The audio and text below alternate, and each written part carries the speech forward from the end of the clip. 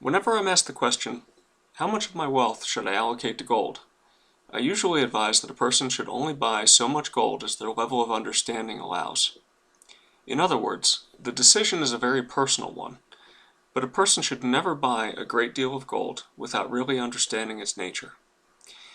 It's the lack of understanding which leads to emotionally driven and usually poor decisions. Few who live in the Western world own any gold, and even fewer understand gold. And I can tell because most of the questions that I receive and the commentary that I've heard is related to the topic of where is the price of gold going to be next week, next month, or next year?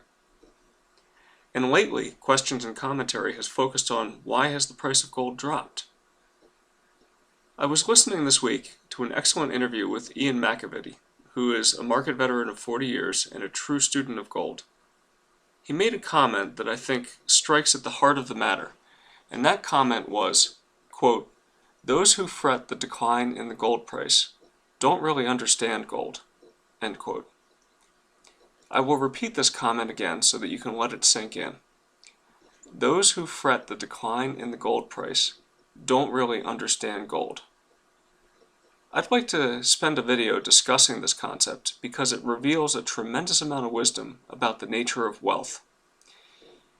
I won't be putting up any graphs, statistics, or equations, just providing a discussion about the nature of gold. Please feel free to ask questions or start your own discussion in the comments section. After all, we're all here to learn from each other. One of the reasons why we in the Western world no longer understand gold is that we've been trained to do all of our mental calculations in dollars. Stop to think about it for a moment. You probably know the approximate price in dollars of hundreds of items that you purchase on a regular basis.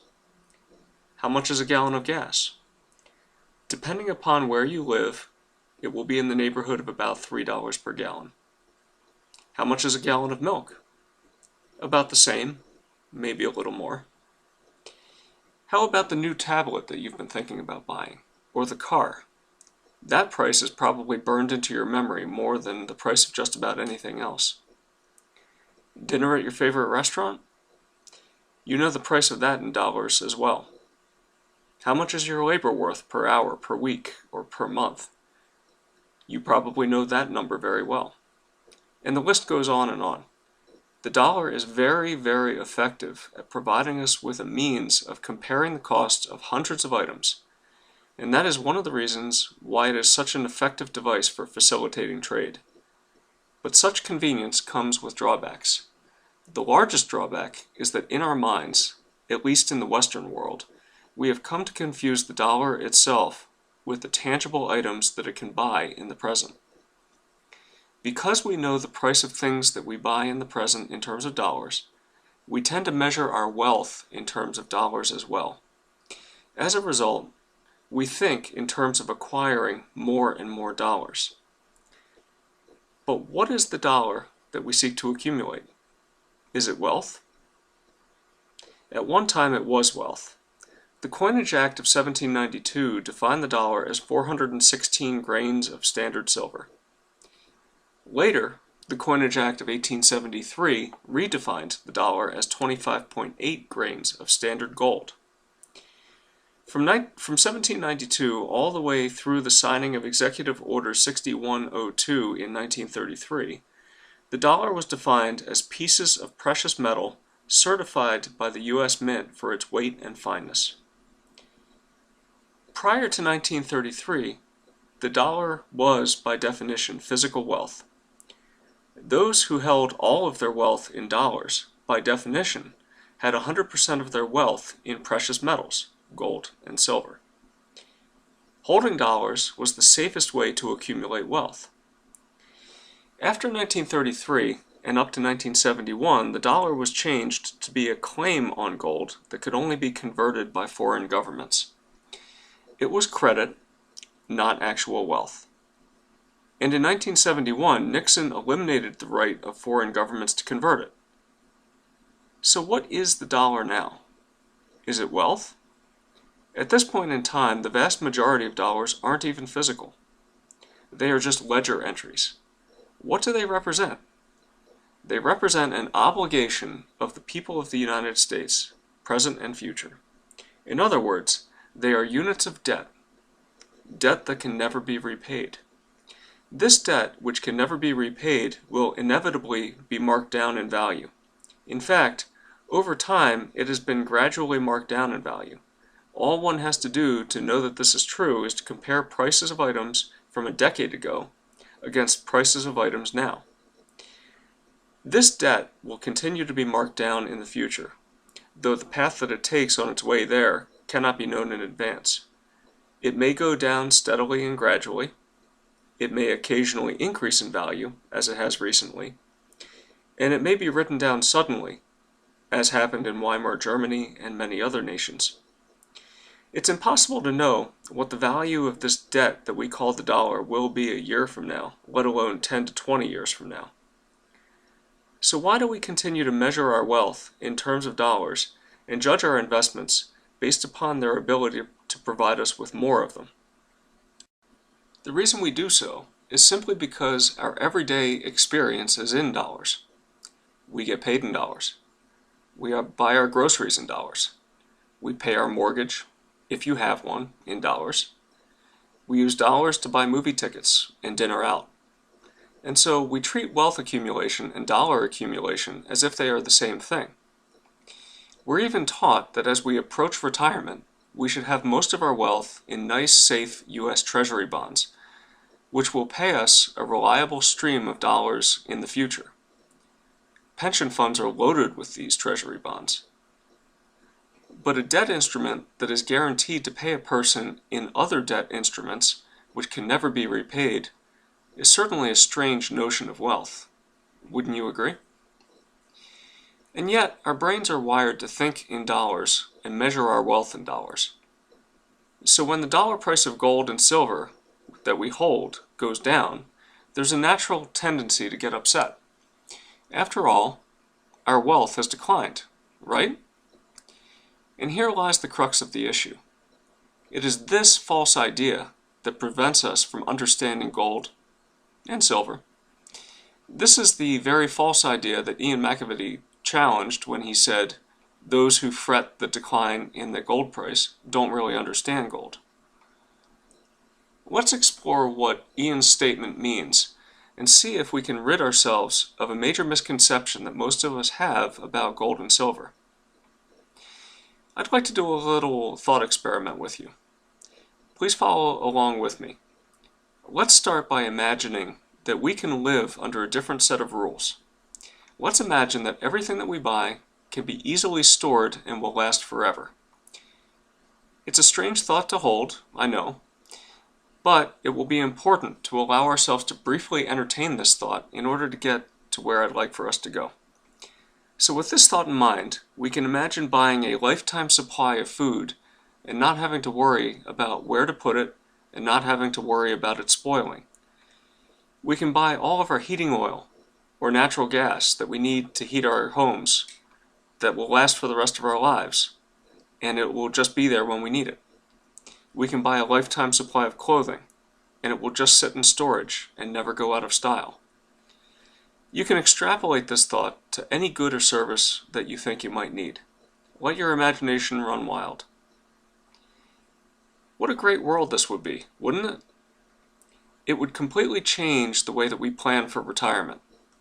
All we would need to do to plan for a successful retirement is to know ahead of time what it will be that we will need to buy, and just buy it now and store it.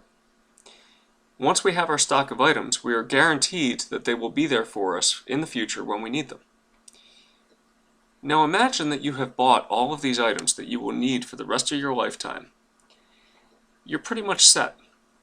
You have no use for anything else, and so you announce your retirement at work, and you start your carefree retirement. Take just a moment and think about how wonderful this would be. Now, keep yourself in this frame of mind, and I will ask you a question that I'd like for you to think about.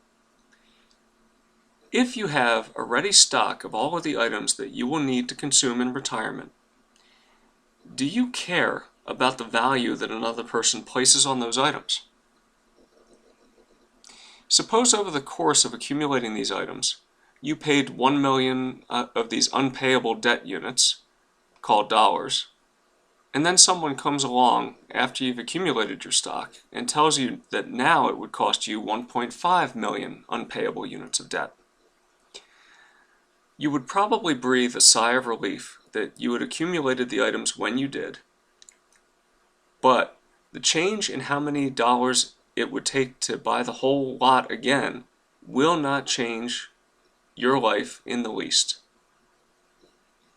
What if instead a person comes along and tells you that the whole stock of your accumulated wealth will now only cost 900,000 of these unpayable units of debt?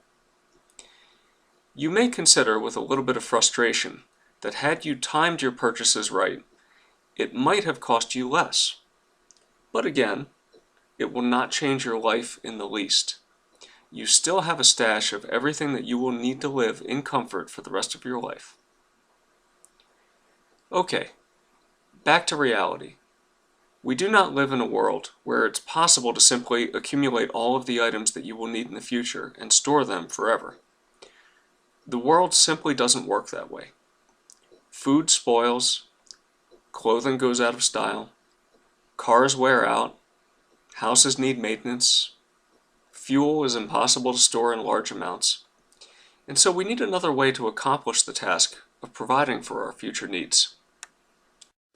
Our current way of thinking in the West is that the best way to accomplish our goal of providing for our futures is to accumulate the obligations of others. We have pensions, which are funded with these obligations. Social Security is one big pile of obligations. We are taught that as we near retirement age, our 401k should be heavily invested in these obligations. But as I've stated, and I hope you agree with me, these obligations are unpayable in real terms, and they will continue to be written down in value over time. They may at some point be written down in value considerably and without warning. Obviously, accumulating the unpayable obligations of others is a risky way of accumulating the wealth that you will need in the future. But is there an alternative? Yes, there is. It's time for another mental experiment. This time, let's live in the real world, where most of the items that we will need in the future are either perishable or too bulky to store. Imagine, though, that there was an item or two that everyone valued that did not suffer from the drawbacks of spoiling or taking up too much space. Let's pretend that these items, while always costing a different number of unpayable debt units day to day, month to month, can be traded for a relatively constant amount of food, or gasoline, or clothing, or what have you. These couple of items are real game changers. Rather than attempting to hoard a lifetime supply of items for direct consumption, you can accumulate just those items that are easy to store and don't spoil, with the full knowledge that when the time comes, you'll know how many of these items you will need to trade for the items that you will need at that time. You can calculate right now how many of these special items you will need to accumulate over the course of your life in order to provide for your future well-being in retirement.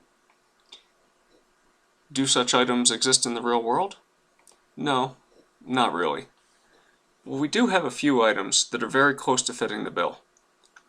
I have shown you that over the past 150 years of available data, gold and silver have maintained their price relative to other consumption-based items. In fact, gold has actually appreciated by a couple of % per year on average in terms of the quantity of perishable items that it can be traded for. Is the relationship constant? No, but it's close enough to make gold and silver ideal for wealth accumulation. They are easy to store, they don't spoil, and if purchased at times when they aren't overvalued, can be counted on to buy you the things that you will need in the future. And so, let's suppose that you choose to use gold and or silver as your proxies for wealth. You sit down and calculate what you will need to buy in retirement and determine how much gold or silver that equates to in the present. Let's suppose that you do the calculation and decide that 300 ounces of gold is what you will need to accumulate. Depending upon your lifestyle and your assumptions, you may come up with a larger total or a smaller one, but let's use 300 just now to anchor our thoughts together. Month after month, you are paid a certain number of units of unpayable debt. Some of them you transfer to others to use to buy items that you need to consume right away. The rest of them you trade for gold. You do this each and every month without fail. And after many years have passed, you are about halfway through your career and have accumulated 150 ounces of gold. You've worked very hard to get to this point, and you're very pleased with your accomplishment. But at the same time, you're also very worried.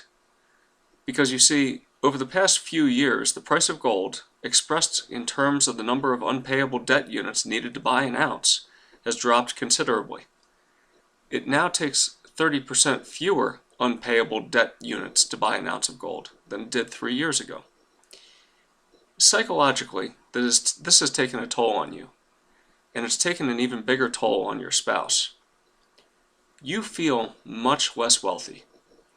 You decide to sit down with your spouse and see how many more years you're likely to need to work as a result of losing so much of this wealth. The thought of what you might conclude fills you with dread. Maybe you'll even have to work until you die. You tally up the costs of all of the things that you typically buy in a year: food, clothing, maintenance items, gasoline, healthcare, and translate it into a price in terms of unpayable units of debt. Then you calculate how many unpayable units of debt your current hoard of 150 ounces of gold is worth. To your surprise, you find that the 150 ounces of gold can still buy just about the same amount of goods that it could when you first calculated your retirement savings goal to be 300 ounces. So despite the 30% price drop, your 150 ounces of gold is sufficient to buy half of the perishable items that you will need in retirement. You are still on track to meet your retirement goals, and you assume that your retirement age is the same as it was when you first started planning. But being the math nerd that you are, you do the calculations to project into your future anyway. You haven't gotten much in terms of a pay raise over the past few years, but your salary has gone up slightly in terms of unpayable units of debt. But now you find that you have more surplus income left over at the end of each month because you're paying less on gasoline and taking advantage of recent sale prices on clothing and other items. In addition, your surplus income can now buy gold at much cheaper prices. You discover that although each ounce of gold can still buy roughly the same amount of goods and services, you can buy about 50% more gold at the end of each month than you had been before. If this condition persists, you should be able to retire at age 60 instead of age 65 as you had thought. This was not at all what you were expecting to find when you sat down to do the math. Just for fun, you decide to go back 3 years and do the calculations based upon the price of gold and other items at that time. To your surprise, even though you appeared to be much wealthier back then, as measured by the quantity of unpayable debt you could obtain in return for your gold hoard, if the price of gold and other items had persisted at that level for the rest of your working career, you would have accumulated much less gold every month and would have had to delay your retirement to age 70. And this was completely counterintuitive to you. So you check your calculations again and assure yourself that you didn't make a mistake. This brings us to the end of our thought experiment. Let's go back to Ian McAvity's statement. Those who fret the decline in gold price don't really understand gold. If you followed along with my thought experiment, you probably understand this statement by now. You see, gold is a compact and non-perishable form of wealth. Over long periods of time, it tends to maintain its value relative to other goods and services. In fact, we have seen in my other videos that it even tends to appreciate a little bit on average each year. When the price of gold changes in terms of the number of unpayable debt units that it can buy, it is generally because the price of everything else is changing along with it. If the price drops, It's an indication that real wealth of all forms is easier to obtain in return for your labor. If the price climbs, it's an indication that real wealth is harder to obtain. The gold that you have already purchased, regardless of the quoted price, can generally still buy what it could in the past, assuming that you didn't buy on price strength, which is generally a losing strategy. So put yourself back in the position of the person who has all of the wealth needed for retirement in the form of gold, which can be traded for consumption goods. Do you care what the quoted price is in terms of unpayable units of debt, so long as you can still buy what you need when you need it? Maybe you do, but the change in price won't hurt you. Now take a moment and put yourself in another position. Instead of accumulating gold, let's say you decided to accumulate U.S. Treasury bonds, as you are instructed to do, which are really just debt-denominated instruments that are denominated in more unpayable debt. How secure do you feel when you see the price of goods that you need to buy fluctuate by 20 to 30%, with a gradual and persistent general tendency to go up in price? How secure do you feel knowing that you are being paid a pittance for holding this debt denominated in just more unpayable debt? How secure do you feel knowing that at some point in the future, and likely so, the unpayable debt units will be written down suddenly? Those who fret the decline in the gold price don't really understand gold.